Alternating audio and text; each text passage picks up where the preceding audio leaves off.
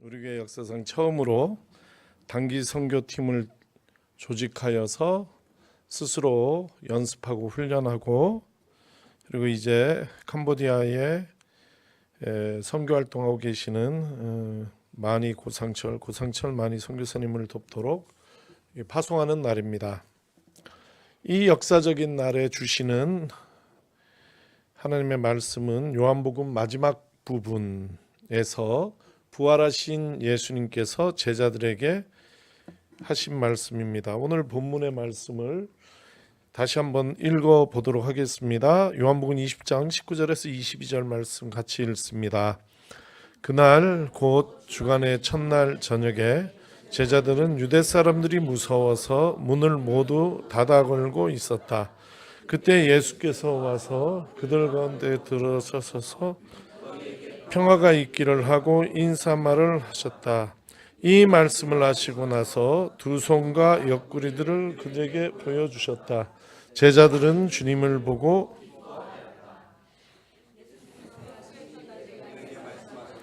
너희에게 평화가 있기를 빈다. 아버지께서 나를 보내신 것 같이 나도 너희를 보낸다.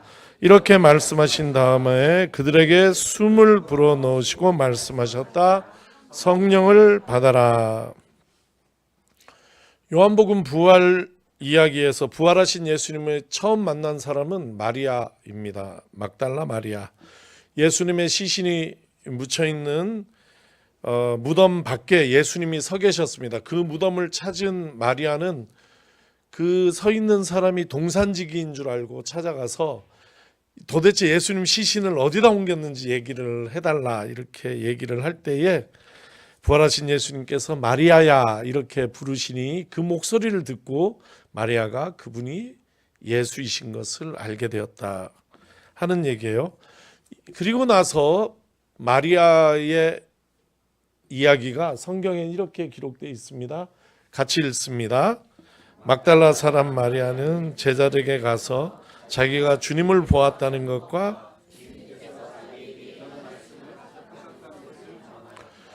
이 이야기 바로 다음에 나오는 부분이 오늘 본문입니다. 오늘 본문은 시작은 시간입니다. 그날 곧 주간의 첫날 저녁에 이렇게 돼 있어요.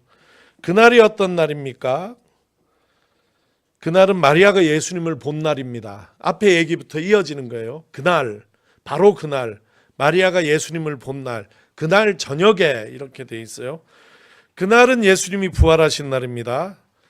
마리아가 예수님을 찾아간 날은 예수님이 부활하신 날 새벽입니다. 그리고 오늘 지금 우리 본문에서 일어나는 사건은 같은 날 저녁에 일어났다는 얘기입니다.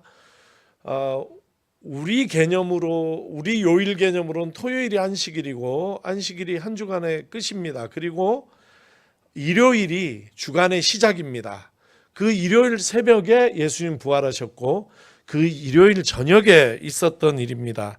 예수께서 부활하셨지만 제자들은 예수님께 마리아가 가서 예수님 부활하셨다는 소식을 전하였지만 그런데 제자들은 여전히 두려움에 사로잡혀 있습니다.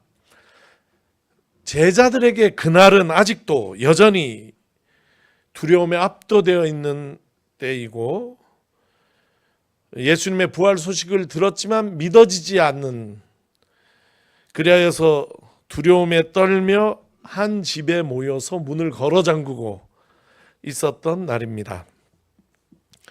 그렇게 모여있는 그들에게 예수님께서 쑥 들어오셨어요.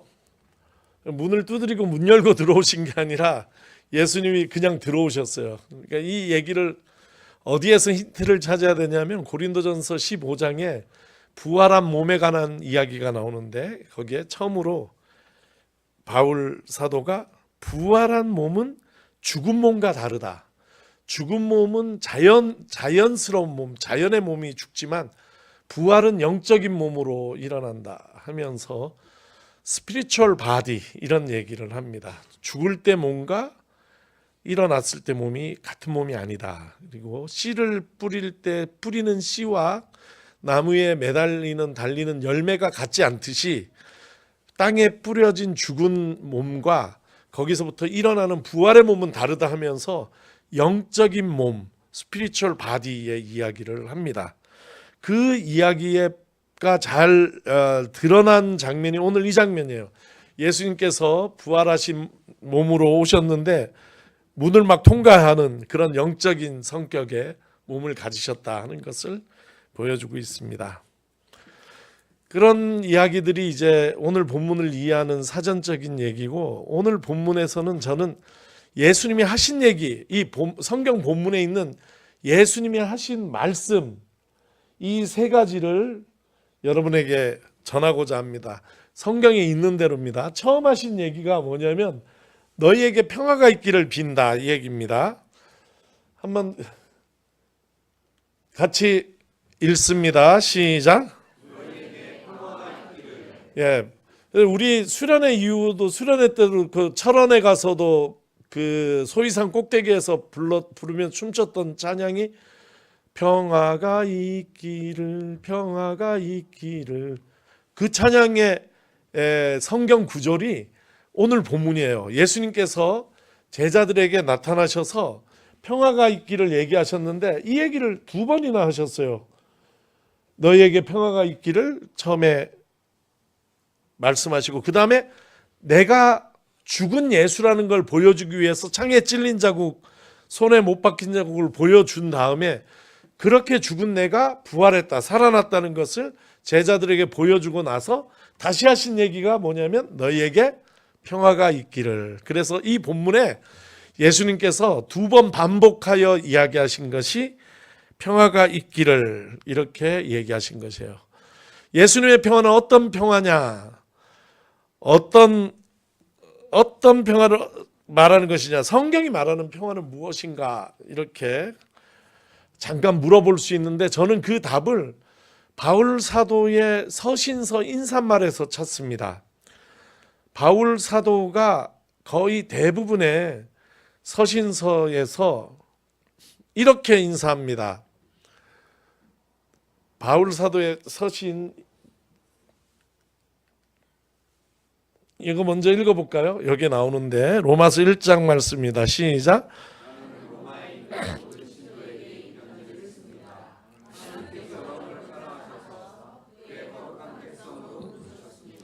하나님 우리 아버지와 주 예수 그리스도께서 내려주시는 은혜와 평화가 여러분에게 있기를 빕니다. 마찬가지로 고린도전서 1장도 이렇게 시작합니다.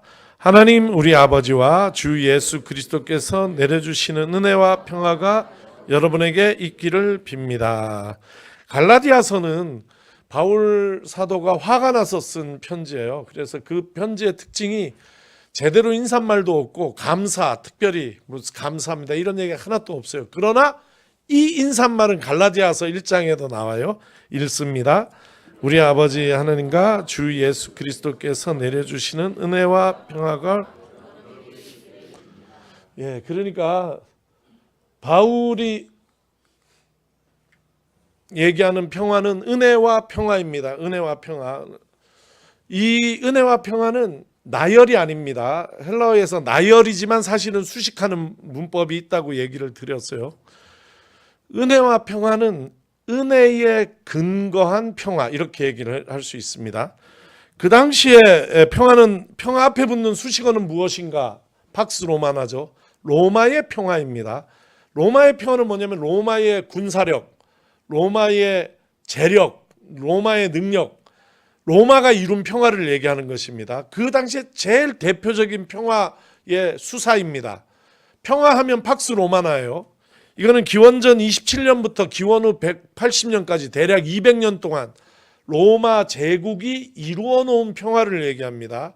이 평화는 아우구스투스가 황제로 즉위한 다음에 로마가 제국이 되어서 그 속국의 모든 전쟁을 없애버려서 다 침묵하게 만들어서, 그러니까 로마가 가지고 있는 군사력, 행정력 이런 걸 가지고 아무 소리도 못 내게, 끽소리도 못 내게 만든 평화가 로마의 평화.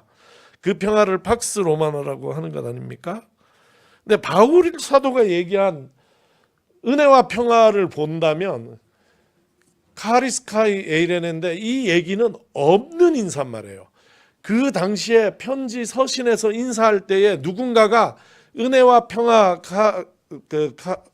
카리스카이 에이레네를 썼다면 그 당시에 인사는 이렇게 하는구나 할 건데, 이 말은 바울 사도가 만들어낸 얘기예요.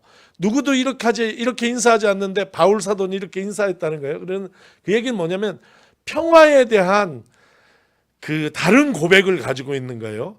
그 시대 정신은 평화는 로마 제국이 주는 것이다, 평화는 로마 황제가 주는 것이다, 이런 고백이 있다면, 바울 사도는 평화는 하나님의 은혜 위에 이루어지는 것이다, 하나님 주시는 은혜로 인해서 우리가 평화를 받는 것이다, 이렇게 힘에 근거한 평화가 아니라 하나님께서 베풀어 주신 은혜의 근거에서 우리가 누리는 평화, 이걸 매 편지마다 인사말로 사용한 것입니다. 우리 하나님은 평화의 하나님이십니다. 하나님께서 우리에게 평화를 주시기를 원하시는 하나님이시다. 그래서 성경은, 특별히 신약만 제가 찾아왔는데, 평화 주기를 원하시는 평화의 하나님에 대해서 여러 군데서 얘기합니다. 몇 개만 읽어보겠습니다. 로마서 15장입니다. 평화를 주시는 하나님께서 여러분 모두와 함께 하시기를 빕니다. 빌립보서 4장 9절입니다. 그리고 여러분은 나에게서 배운 것과 받은 것과 듣고 본 것들을 실천하십시오. 그리하면 평화의 하나님께서 여러분과 함께 하실 것입니다. 마지막으로 데살로니가전서 5장 23절입니다. 평화의 하나님께서 친히 여러분을 완전히 거룩하게 해주시고 우리 주 예수 그리스도께서 오실 때에 여러분의 흠이 없이 완전하게, 평화의 하나님은 평화를 주시는 하나님이란 뜻입니다. 하나님께서는 우리 안에 평화가 임하기를 원하시는 분이시다. 하나님의 평화는 무엇을 통해서 오는가? 힘과 권력을 통해서, 재력을 통해서 오는 것이 아니라 은혜를, 하나님 베풀어 주신 은혜를 통해서 오는 평화다. 로마의 평화는 외적인 조건 때문에 오는 평화라면, 성경이 이야기하는 평화는 하나님의 은혜를 내가 아멘으로 영접하는 내 안의 내적인 믿음 때문에 내가 누리는 평화를 이야기하고 있다 하는 것입니다. 우리가 누구든지 어떤 형편처지에 있든지, 어떻게 살든지, 어떤 위기를 우리가 체험하고 있든지, 어떤 죄 가운데 있든지, 그의 아들 예수 그리스도를 통하여 우리에게 주신 하나님의 은혜, 그 은혜를 내 것으로 내가 받아들이면 내 안에 평화도 임하게 된다. 그래서 은혜와 평화가 같이 오는 것이라 은혜와 평화, 바울 사도가 이렇게 인사했고, 그것이 저는 성경이 이야기하는 평화의 핵심이다, 이렇게 여러분에게 소개합니다. 이 평화는 또한 은혜를 통해서 전파되는 평화라고 이야기할 수 있습니다. 우리 선교단 팀원들이 가셔서 여러분이 따뜻하게 웃을 때, 따뜻한 마음으로 우리 캄보디아 분들의 손을 잡을 때, 여러분 안에 있는 은혜에 근거한 평화가 그분들에게도 흘러가고 그분들에게도 그 평화가 전달될 줄로 저는 믿습니다. 다음으로 너희에게 평화가 있기를, 이렇게 얘기하신 다음의 말씀이 오늘 설교 제목입니다. 오늘 설교 제목 읽어보겠습니다. 나를 보내신 것 같이. 예수님은 보냄받은 분입니다. 하나님의 사랑을 잊고 사는 사람들을 위해서 하나님께서 자기 아들 예수를 보내셨다. 성경의 가르침입니다. 예수님이 보냄받아 오셔서 보내신 자의 뜻을 행하고 보내신 자에게 다시 돌아가셨습니다. 예수님의 생애를 그렇게 얘기할 수 있어요. 그러니까 예수님은 하나님의 보냄을 받은 자예요. 요 앞에 있는 게 아버지께서 나를 보내신 것 같이, 혹은 하나님께서 나를 보내신 것 같이 나도 너희를 보낸다, 이렇게 되는 것이죠. 예수님께서 보냄받은 자의 본을 보이신 다음에 우리를 보내기를 원하신다 하는 것이 성경의 이야기입니다. 이것은 요한복음만 이렇게 얘기하는 것이 아니라 모든 복음서의 끝은 보냄, 파송으로 끝이 나요. 마태복음, 누가복음 다 마찬가지인데 오늘은 마가복음만 읽어보겠습니다. 마가복음 마지막 장에 이런 말씀이 나옵니다. 읽습니다. 또 예수께서 그들에게 말씀하셨다. 너희는 온 세상에 나가서 만민에게 복음을 전파하여라. 그 얘기의 제일 마지막 절, 마가복음 16장 끝난 뒤 마가복음의 마지막 절이 20절이거든요. 이렇습니다. 읽습니다. 그들은 나가서 겁에 질려서 숨어있던 제자들에게 나타나신 요한복음 속 예수님도 제자들에게 나가라.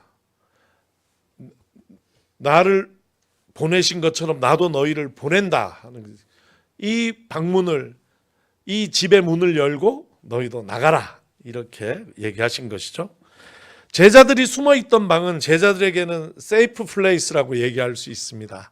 자기들에게는 거기가 안전한 그리고 편안한 자리였습니다. 몸과 마음이 편해 그곳에 있어야지 돼. 자기들끼리 뭉쳐서 자기들끼리 그곳에서 문을 걸어 잠그고 우리끼리 여기서 서로 위로하고 서로 격려하고 있는 것이 그들에게는 마음 편한 일일 수가 있었어요. 그러나 예수님께서, 부활하신 예수님께서는 거기 찾아오셔서 이 방에 머물러 있지 말고 저 문을 열고 세상으로 나가라. 내가 나를 보내신 것 같이 나도 너희를 보낸다. 이렇게 명령하신 것이죠. 예수님께서 십자가에 죽으셨지만 부활하신 예수님께서 먼저 죽었지만 죽음의 권세를 이기고 살아나신 몸으로 제자들에게 너희에게 평화가 있기를 얘기합니다. 살아난 죽음의 권세를 이긴 증거를 자신의 몸으로 제자들에게 보이시고 두려움에 떨고 있는 자들에게 나의 부활을 보고 너희에게 평화가 있기를 이렇게 얘기하신 거죠. 너희에게 평화가 있기를 얘기하시고 다시 회복시켜준 예수님께서 제자들에게 주신 명령은 뭐냐면 일어나 나가라 하는 것이죠.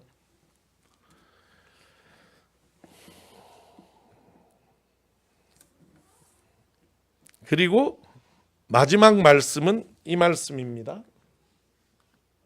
같이 읽습니다. 시작. 예수님께서 하신 대로 하겠습니다. 하고 성령을 받으라. 시작.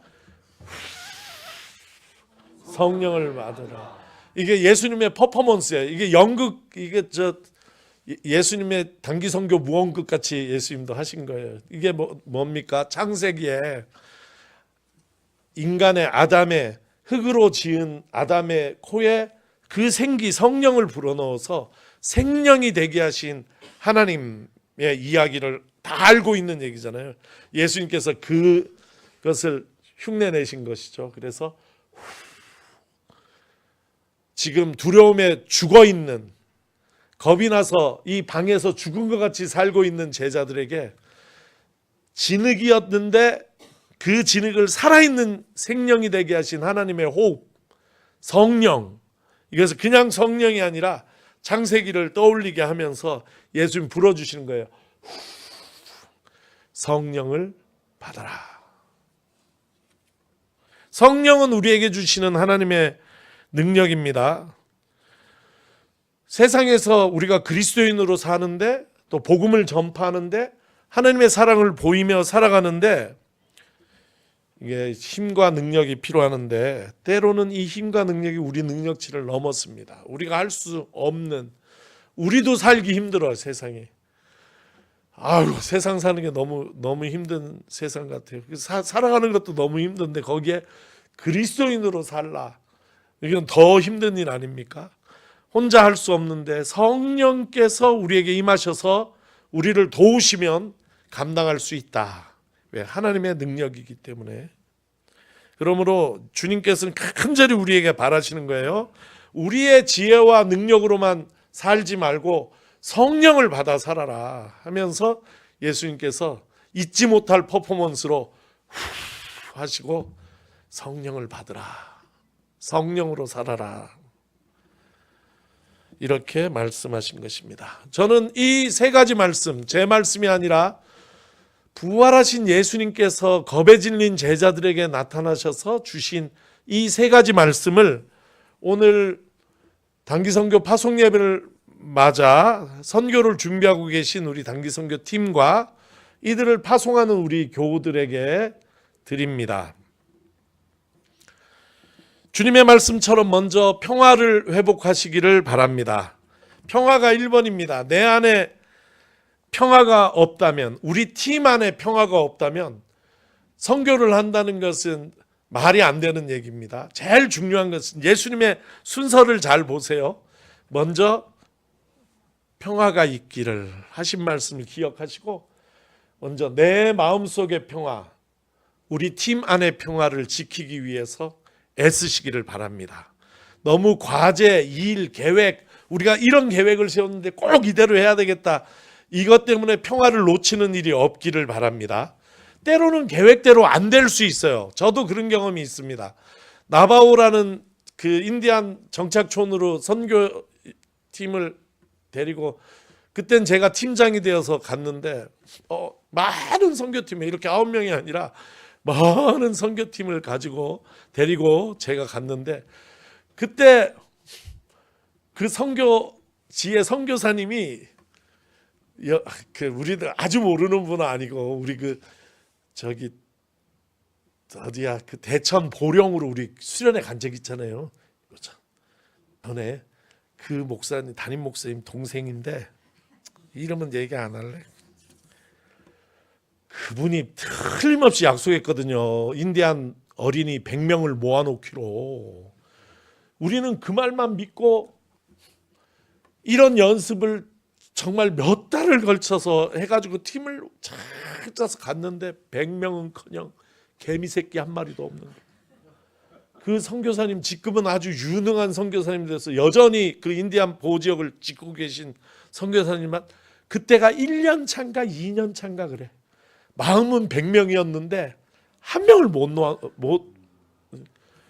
너무 황당한 일이에요. 이게 준비를 하고 갔는데 상대가 없어. 아무도 없어. 그러면 일단 원망이 누구한테 향합니까? 선교사님한테 향하고 그 선교사님이랑 접속을 누가 했냐, 약속을 할 얘기가 너무 많아. 막 잘못하면 마음의 평화와 우리 주님께서 나누어 주신 평화, 은혜에 근거한 평화 이런 거 다 잃어버리기 쉽잖아요. 그럴 때에 주님의 말씀을 기억해야지 되는 것이 너에게 평화가 있기를 빈다 하는 것은 평화로울 때 기억해야 되는 것이 아니라 우리 안에 위기가 찾아오고 우리 마음이 혼란스럽고 어려울 때에 주님의 이 말씀을 기억하시기를 바라요.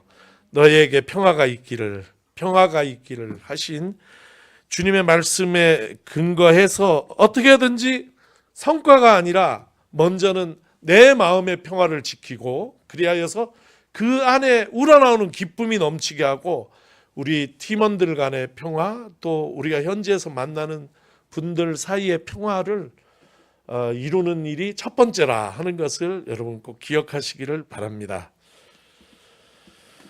두 번째로는 이 선교가 주님께서 보내시는 일이다. 주님께서 이미 일하고 계신 곳에 우리가 가서 주님의 일을 돕는 것이다 하는 것을 기억하시기를 바랍니다.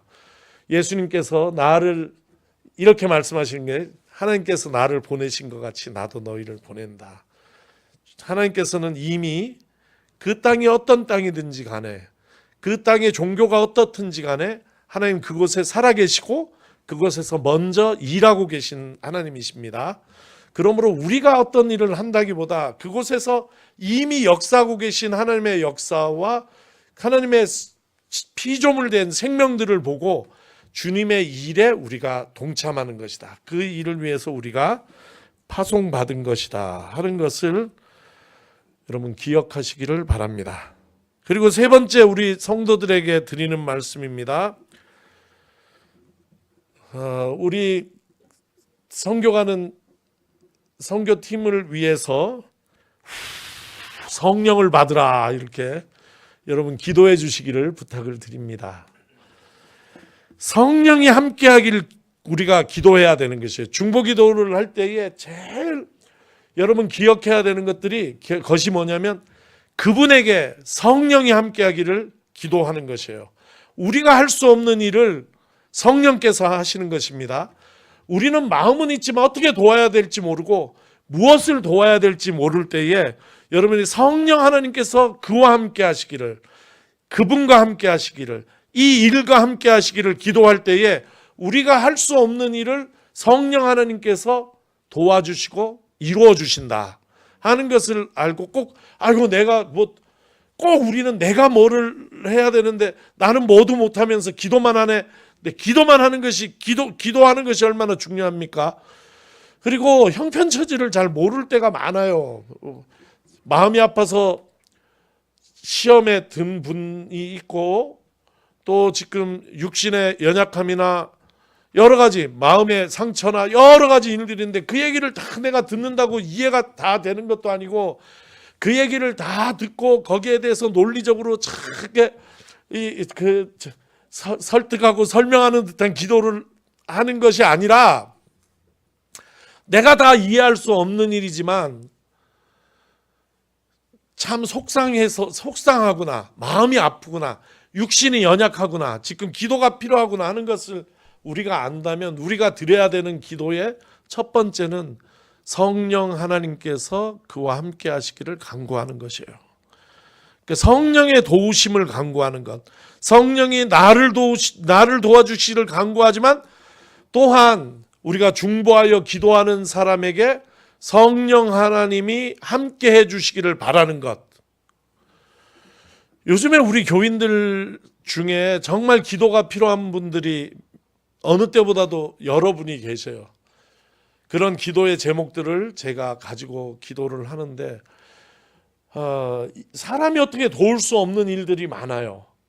우리가 마음으로는 정말 돕고 싶고 같이 하고 싶지만 그렇게 할 수 없는 일들 때문에 힘들어하고 결국은 자신이 이겨내야 되는 일들이 많아요. 그럴 때 어떻게 기도할 것인가? 내가 도울 수도 없는데 무슨 기도냐? 그것이 아니라 그때 우리가 해야 되는 기도가 뭐냐면 성령 하나님께서 함께 해주시고 붙들어 주시고 도와주시고 인도해 주시기를 바란다.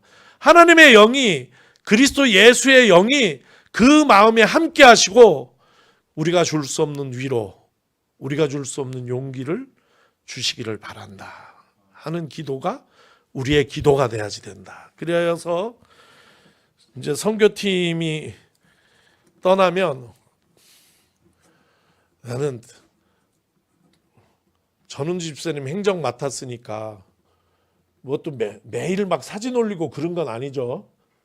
정교인 톡방에 그거 이제 나중에 와서 보고를 하되, 제가 볼 때는 아침에 시차가 어떻게 되는지 몰라도 성구 제가 올리는 그 무렵에 오늘 우리 일정은 어떻게 됩니다 하는 정도만 한 명이 정해서 딱 올려주시면 좋을 것 같아요. 그러면 우리가 거기 우리 안 가봐서 뭐 자세히 기도는 못하지만 그러나 우리의 기도는 무엇이냐면 성령 하나님이 오늘 하루 인도해 주시기를 빕니다 하는 그런 기도를 같이 드릴 수 있기를 바랍니다. 예수님께서 실망하고 좌절하여 문을 닫고 방 안에, 집 안에 머문 제자들에게 너희를 보낸다 하시면서 주신 세 가지 말씀을 오늘 드렸습니다. 이 말씀이 선교를 떠나는 분들에게도 또 믿음으로, 신앙으로 선교의 여정, 도전의 여정을 사는 우리 모든 교우들에게도 주님의 말씀이 힘이 되기를 바랍니다.